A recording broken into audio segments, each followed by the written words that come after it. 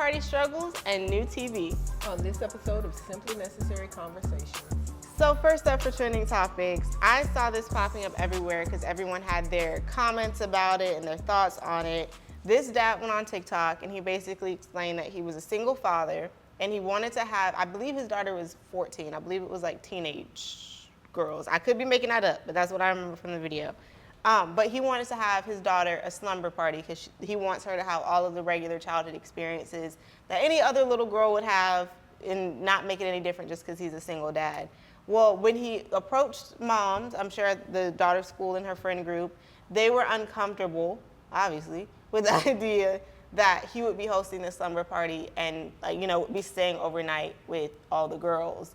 So do you think that he was wrong for his reaction was very much like, I don't understand, I just want to be a good dad, I want to have my daughter have all these experiences, and a lot of people were saying that he should have had the common sense to know this was a little bit inappropriate or maybe be a little bit not what a mom would want for her daughter.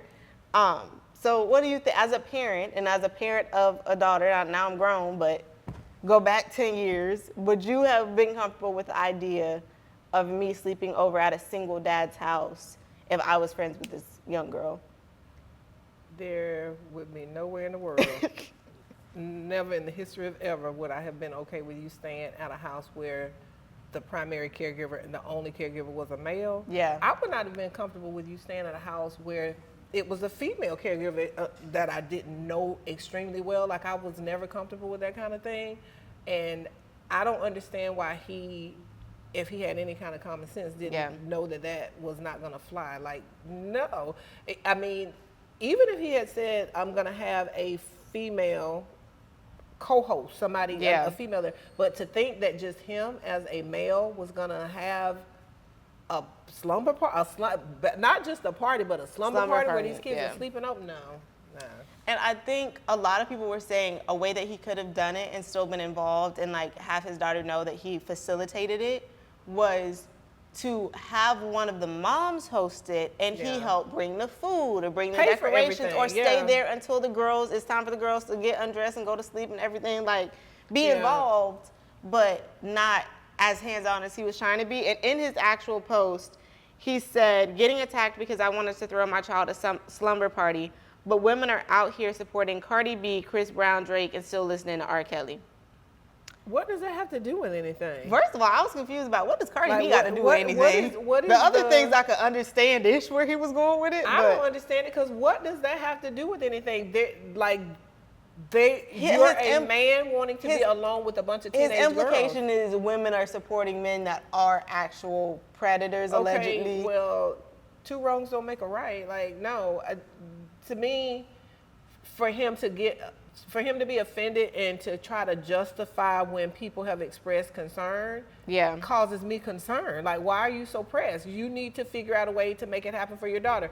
Have your sister or some female that you are close with and that you're comfortable with and the other moms are comfortable with host the party for you. You could pay for it. You could be responsible for all of the things.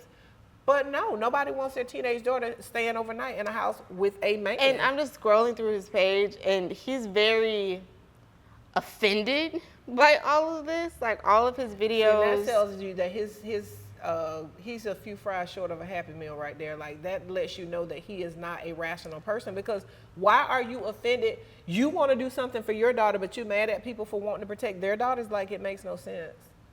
It just, to me, I feel like having the strong desire to host the slumber party and then getting all defensive and in your feelings about it, like, what were you trying to do? Like, why is it so important to you? If it were just a party, I could almost understand him being concerned, like, I'm a nice guy, whatever. But it's a slumber party where you're literally going to be sleeping in a house with a bunch of teenage girls. And what part of you needed to approach the situation different did he not understand? It makes no sense. As a mom, I would 100% be uncomfortable with it. And there is so many, and I feel like people have a tendency to just want what they want no matter the circumstances. And if you are a single dad, there's some stuff that you're not gonna be able to do, Booski, and that's okay. That's fine. You're still doing a good job. Does he go in the dressing room with her when she tries on clothes? Like, there's certain things that there's a difference. Like, you can't do if you're a dad versus you could if you were a some female. people might even have an issue if it was a two-parent household and there was a man in the house. Because there are some people that won't do that. And it's not just specifically like bashing men or saying that all men are predators or whatever, but I think most people are just uncomfortable with the idea of a sleepover in general. I was going to say, unpopular opinions, sleepovers, period, are kind of a no-go because the molester doesn't have to be an opposite sex person. Like, I've never been comfortable with people letting their kids stay over at other people's houses. Now, if you would have been wanting a slumber party and you'd had friends, they would have had to come to my house. Yeah. But, yeah, you know, there's some people that are a lot less concerned and a lot more lenient. I'm not one of them. And generally, I feel like men that go back and forth with women, something's wrong with you anyway. Well, you know. Because as a grown man, why are you going back and forth with a woman? There's a group of comedians that had a show. They have a name for them. They call them Mitches. Ooh. I'm going to let y'all figure that out. Well, on that note, let's move on to Let Me Put Y'all On. Obviously, by my attire, y'all can guess what we putting y'all on to because I'm currently wearing the merch that I just purchased yesterday. The very expensive merch. It was a little pricey, but she cute though, isn't she cute? We went to the Doechii concert. I went as bodyguard. You went as bodyguard. I went as bodyguard. It was me, you, my cousin Sabrina, who's been on the podcast before. We had a blast, and I was the Doechii fan out of the group. I've talked about her on this podcast before. I've talked about her music. I think she's a really talented performer and a very unique artist, and she's homegrown. She's from Tampa and talks about it, and her whole album is very Florida and very much 813. But y'all were a little bit more unfamiliar with her music in terms of y'all knew her hits. I knew a couple songs. But y'all didn't know all of her discography that she played during the concert and like all of her old stuff or whatever. And even y'all still had a good time at the concert. Yeah, I was not always a fan of some of the lyrics, but musically she is super talented. Like, she is a performer. I have a lot of respect for, you know, I wasn't a Beyonce fan, and then I kind of became one because I think that she is a powerhouse performer. And I would put that performance last night like right up there and with Beyonce. Y'all know how I felt about the Renaissance tour because we went to that. We talked about that on the podcast also. But I don't want to, like, I'm not pitting Beyonce and Doechii against each other at all because obviously Doechii learned from Beyonce, and obviously Beyonce has a great catalog, and also Doechii also has a great catalog, but she's the younger artist, so she has she's gonna pop off way more than she is right now. But in terms of enjoying a concert, out of the concerts that I've been to and like the performances I've been to, that was honestly my favorite one, even considering Renaissance, just because while Beyonce's vocals were good and the dancing and the production and all that was amazing, I felt a little bit disconnected because she's such a major superstar. You can't be close to the stage. And she had a larger venue, and it sounds crazy to say, but the Yuengling Center was a more intimate venue in that it was smaller. I really enjoyed two things that surprised me. The diversity of her fans. All ages, all races. Like, I was thinking I was going to feel out of place because I'm older, whatever and stuff, and I'm just here, you know, to make sure that these girls don't get harmed in any way. There were white people, there were black people, there were young people, there were old people, there were gay people, there were straight people. Like, and that same thing was true at Renaissance, but it was a little bit different feeling. I was so surprised to see older white couples and men, you know, of all races that were not, that at least didn't present gay, like they were just fans. And that was the first thing that surprised me. And then just the vibe of the concert was way stronger than I expected it to be. Like, everyone was nice. Everyone was so complimentary welcoming to each other. And speaking of how everyone was nice, we actually talked to a couple people about their outfits because everybody was, the outfits were very much tea. Like, everyone. They showed up. There was a very broad theme. Yeah, there was a theme of Florida. There was a theme of like preppy. There was a theme of schoolboy. But we actually stopped and talked to some people and got like their outfit deets, and like you could tell that everyone just came to be creative and be artsy and be like very camp. Like, everything was very camp. Yeah, I thought I had seen like the epitome of costuming at the Beyonce Renaissance concert. But these people and the level of creativity. One girl said she literally got some of her like accessories that were on her outfit. She made earrings into like a brooch. She used hairpins. The number of gator accessories, and you know, it was just the vibe was so good. And even though I was an older person and wasn't familiar with all the music, like I really enjoyed it. And she really, because obviously we're in Tampa, she's from Tampa, we went to her Tampa show, so she really put on a show for her people and for her home. Before she even hopped up on stage, she did a pop-up event, collabed with Nike. That's where I got this merch from. There's also like an area where she had an airboat where you could take a picture on the airboat. Like you could take your swamp picture. And the blow-up gator. There was a blow-up gator you could take a picture with. She the cover of her most recent album is an albino alligator. And she also had her alma mater, Blake High School band, perform at the pop-up event. And I think she did that very intentionally because her music, obviously, like she said during her concert, this is a 21 and up. Like I'm not condoning any kids being in here, but she was like, this 21 and up. But I still respect the fact that she wanted to let the kids have their moment. And she like let the band perform. They did excellent jobs. Yeah. And it was a whole, like it felt very like Black HBCU homecoming in a certain type of way. I love that she repeatedly referenced the fact that if she could do it, you could do it. Like she had this message to the young people. She even had like a positive affirmation in the middle of the concert. Yeah, like I said, she was somewhat, I knew her music, I knew some of her popular hits, but I was just impressed with her as a performer and as a human being because she very much was sending out good vibes to everybody. Go for whatever it is that you want to go for, your dreams or whatever, and you can achieve. She kept referencing the fact that if I can do this, you could do that, and you could feel that. And I love the fact that she said during one of her like kind of pauses between songs that she's been all around the world, but nothing feels like home like Tampa does when she comes back, and it's just like that. It makes you so proud. Even though I didn't go to school with her, it just makes me so proud to know that somebody from the Tampa Bay area made it big and it still continues like to coming try back. to bring recognition to her hometown. And for those people that left early, y'all did miss an encore that was almost better than some of the show. I don't know how people knew, but because we were sitting separated because I was in like a media area and then you and Sabriana were up in like a different area. And we're like communicating back and forth, like, okay, like it's time to go, or we're gonna meet up, or whatever. So I was prepared to, okay, she said goodbye, the lights are off, whatever. Everyone starts chanting, Doechii, Doechii, I knew in my Doechii. spirit, I knew she was gonna do it. Sabriana was like, I just felt, this crowd knows her, like her people know her. And I was like, oh, they know she's coming back. Because everyone, like, it was like she left and everyone was just like, she coming back up. They start chanting her name, and I'm like, I don't know, like, I think I still might go up and just give it some time. Yeah. And as soon as I was about to like ask people to scooch so I could get away, she like the lights come back on. She comes back on stage. And at this point now she's relaxed. She's in a vibe. And I think she was kind of like, now the official concert is over. Let me hang with my people. Exactly. Like, and I love the fact that. I feel like when a lot of artists do an encore, they kind of have their like, okay, this is what my encore is going to be if I do it. Yeah. She went in the crowd. She was like, okay, what do y'all want to hear? What is it that y'all want to hear? And the whole concert, I'm waiting for Pacey because y'all know I'm a little rock girly on the side. Like, I love a little bit of, that's another thing, too, about her is that she has hip-hop, her music R&B, was pop, an eclectic blend of every genre except maybe country. And I might be maybe she'll dibble and dabble in that but like later. she hit every genre in there.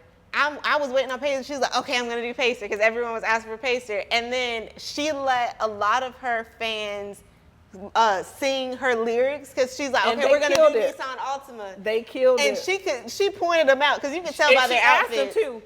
Do you know what you're doing? You can tell by their outfits. And everyone's screaming, everyone's having a good time. At this point, nobody cares where you were sitting. Everyone's just crowding close to the stage. She ended up jumping into the crowd. The security was stressed. I know security probably was like, oh, Lord, what is this? But on screen multiple times, and I'm sure all the people, the professional performers do this, but she made sure that a lot of her audience got screen time. And like it was so neat to see people that we had seen in the parking lot on the screen, and like, we knew who they were. Like, we didn't know them, but we had seen them. Yeah. But it was the encore was probably one of the best parts of the concert because it was truly spontaneous. And like you said, she was like done with the professional performance. Now let me just hang. And it also goes to her artistry and her talent, because a lot of people can't just pull out an encore that they haven't rehearsed 50 million times. She even laughed at one point in time and said she forgot the words, but she's like, Yeah. okay, y'all do it for me. It was cute. It was cute. I didn't think I would enjoy it as much as I did. And what I find funny is the fact that she be struggling on that slide every concert.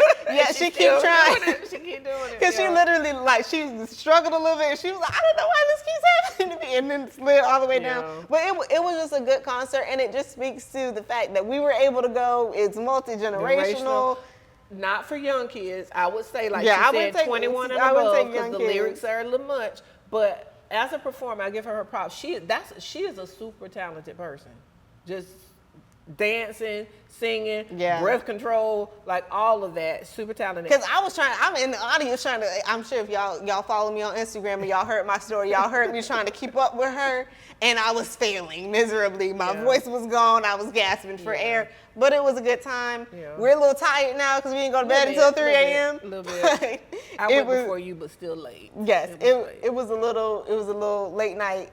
Auntie is tired. Yeah. But we're going to move on to what had happened was, on the subject of Black creatives and Black excellence, Keke Palmer, I don't know if you know. I love Keke. I love Keke Palmer. She has a network, Key TV, that she created. And the whole intention of Key TV, from her explanation of it, is that she wants to give small Black creators, small screenwriters, videographers, whatever it is that you're doing in the media industry, she wants to give those creatives a voice and a place in Hollywood and a place to build up and like gain some experience and do some stuff.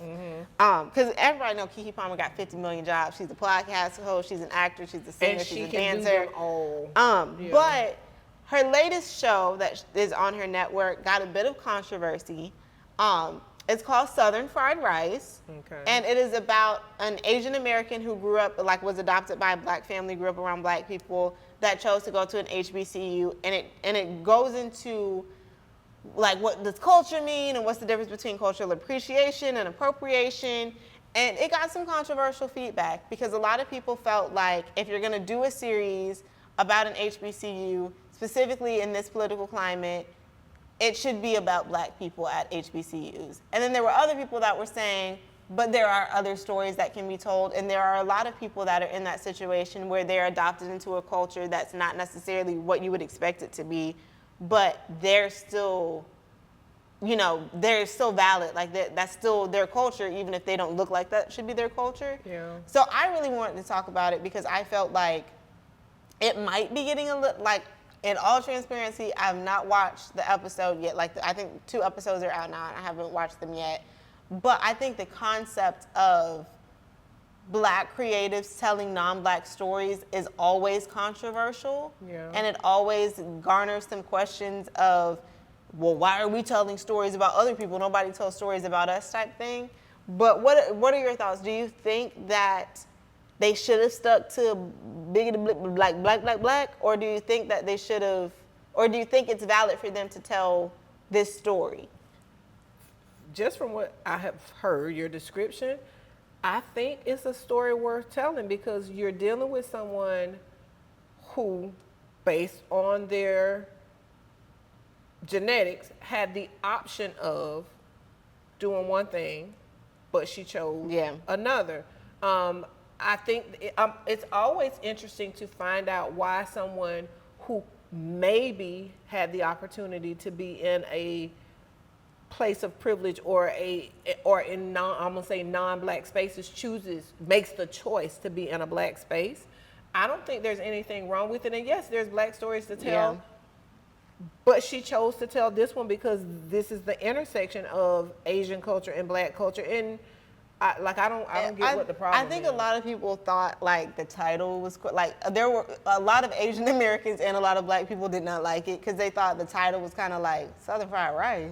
Like, what you mean by that? I actually think the title is cute. I think that, first of all, I think that anybody that wants to tell a story has the right to tell that story. That's the first thing.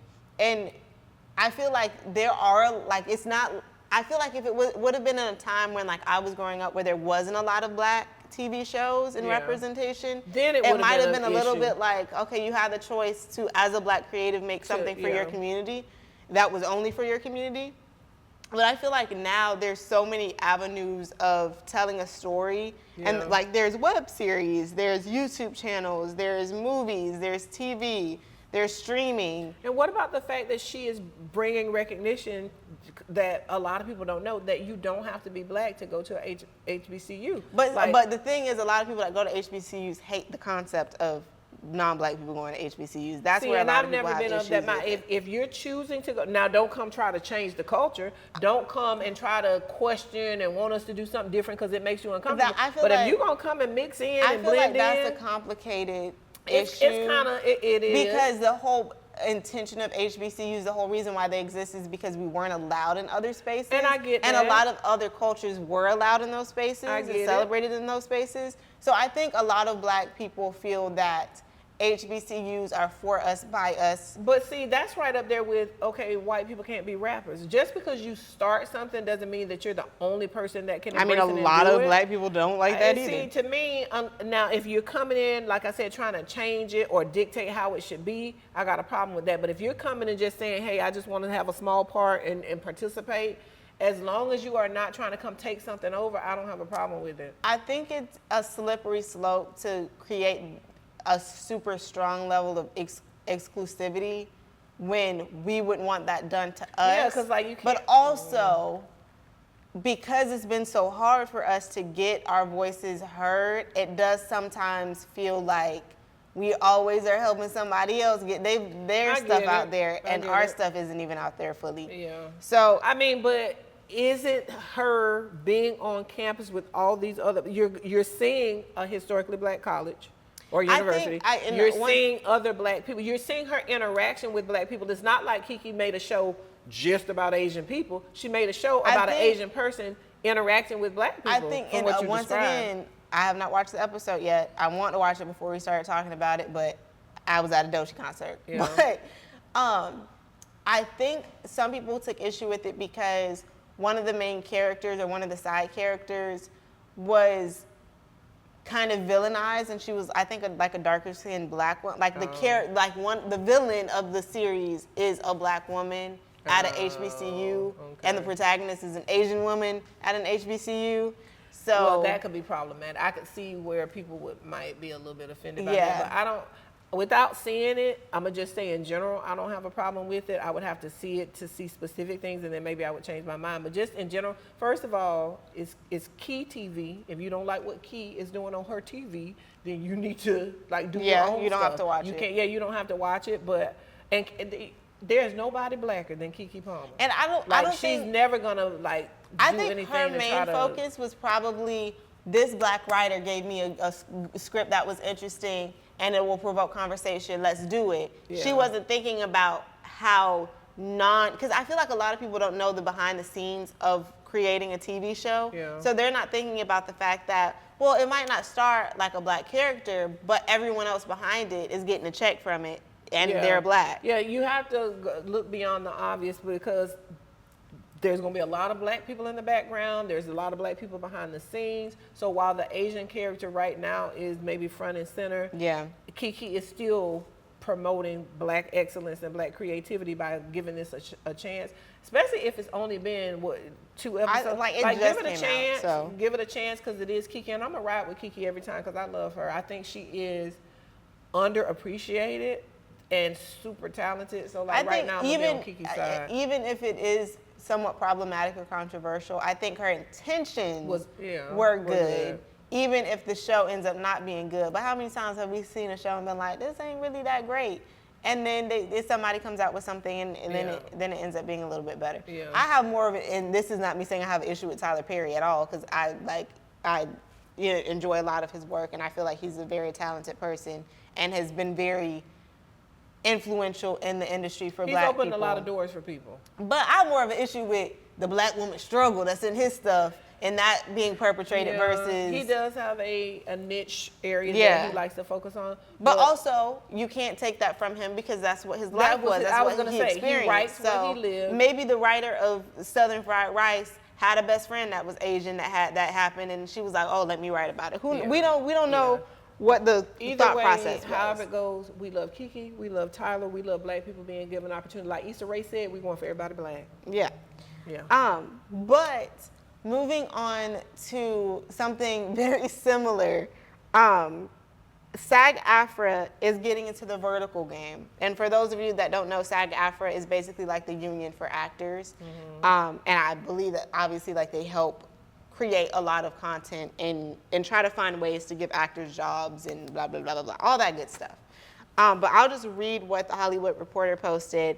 It says the union says it will be circulating a new verticals agreement later this month for microdramas with budgets under $300,000. Filmed in portrait mode, verticals are serialized stories that are often divided into increments of 1 to 3 minutes. Budgets tend to fall under $300,000, and underemployed Hollywood workers have increasingly turned to these microdramas in the absence of traditional entertainment opportunities. Unions have begun to take notice.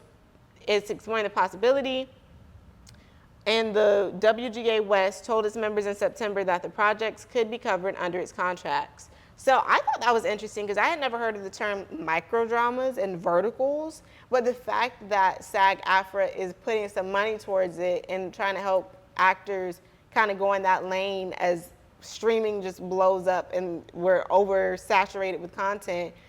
My question for you for Ask a Gemini is, would you watch a microdrama as someone because I know my age group has a short attention span, but I feel like for older people that aren't so connected and so social media focused, is that something that would even be interesting?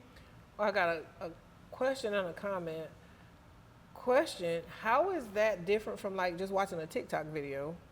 Well, because the TikTok video is unscripted and it's usually a real person. So these are scripted These things? are like mini TV shows. And they're going to be with from a real 1 to actors, 3 minutes? Apparently. Okay, so my comment is we already live in the age of instant gratification and me as a teacher being told don't try to teach a novel because the kids don't have the attention span for it. Like everything is already just this. Everything is so short and quick and fast paced. Yeah.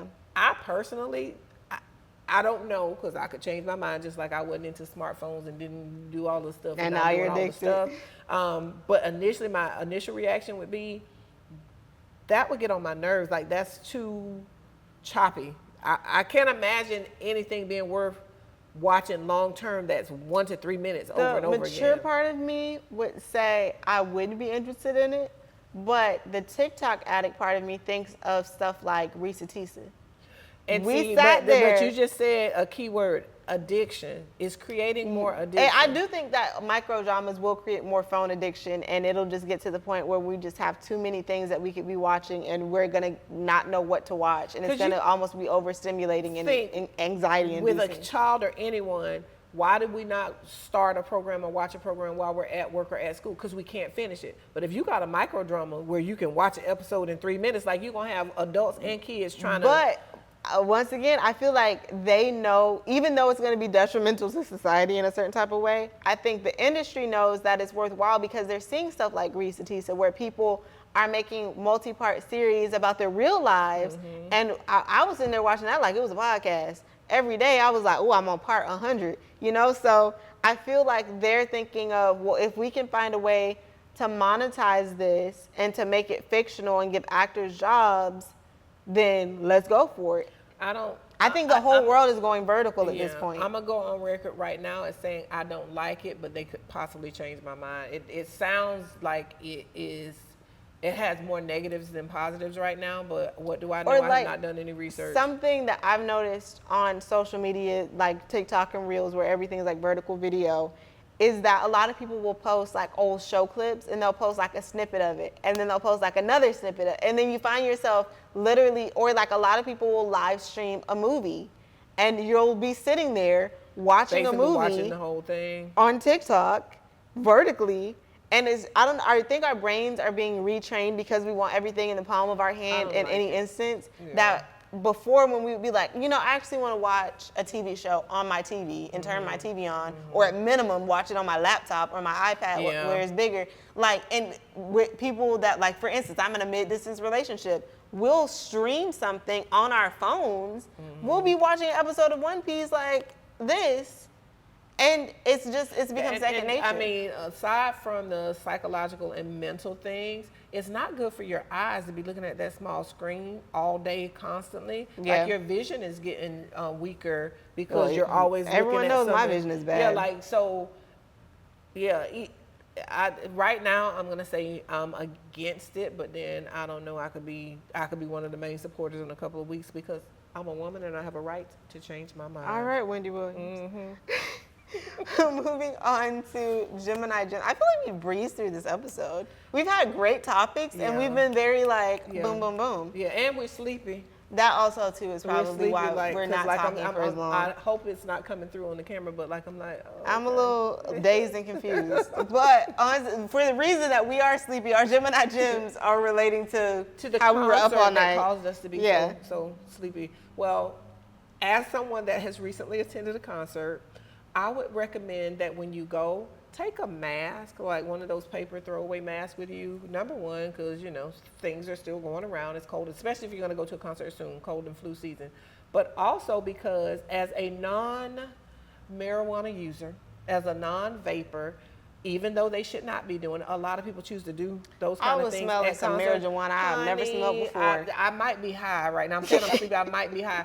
So take a mask, because there was somebody sitting directly in front of me at the concert that was partaking, and I was like, oh no. I feel like this would also be good for someone that's has substance allergies abuse issues and trying to take stay a away mask, from that. Not that you have to wear it the whole concert, but in the event you find yourself, if you're sitting next to someone that is malodorous, not exactly the freshest smelling person in the world, having a mask could kind of help mitigate some of that. So take your paper mask. People are not getting offended by masks these days because they know that people wear them somebody for that was various sitting reasons. next to me had on a mask. Yeah, so take a mask with you so that you have that option should you choose to exercise it. And something else that I didn't do, which is probably why I sound like I'm talking super loud right now, is bring earplugs, because at concerts the levels are just up. Everything is up.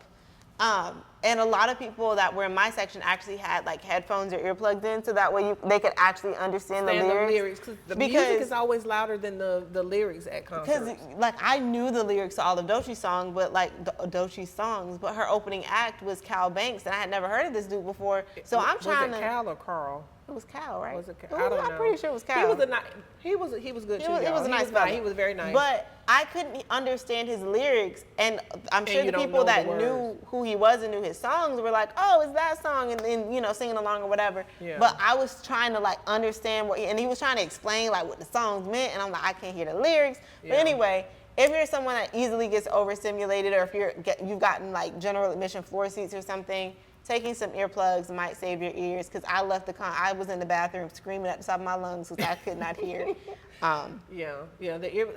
I was doing this because I could understand what was being sung because the music for whatever reason always outpaces and is louder than the actual vocals. So anyway, I think it's just to create that ambiance of we're here. Yeah. But with all of that being said, we're gonna go take a nap. But don't forget to like, comment, share, and subscribe. Period.